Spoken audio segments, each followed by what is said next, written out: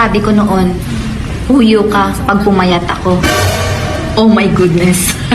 Hanggang ngayon magkakilala pa rin kami. Kung di mo alam ang nangyayari sa buhay mo, punta ka sa kapitbahay nyo. Alam nila lahat. Yung maganda ka nga, wala ka namang pera.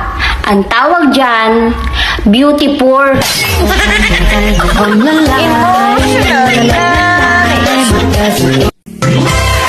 Lord, kung may papapasukin po uli kayo sa buhay ko, sana pera na lang ko.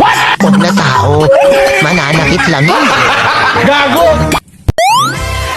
Suppose ko, may batas.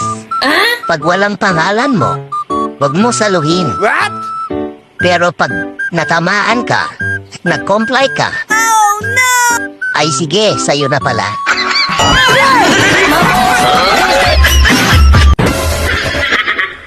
Sa mga hindi natutuwa sa akin, huwag kayong mag-alala.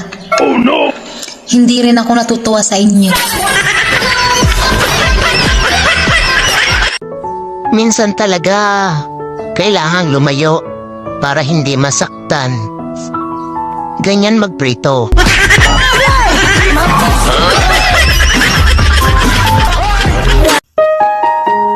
Yung hindi ka naman broken, pero ramdam mo yung sakit. Sakit ng walang pera.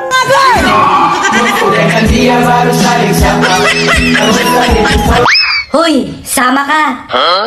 Hanapin natin ang rason kung bakit wala tayong pera.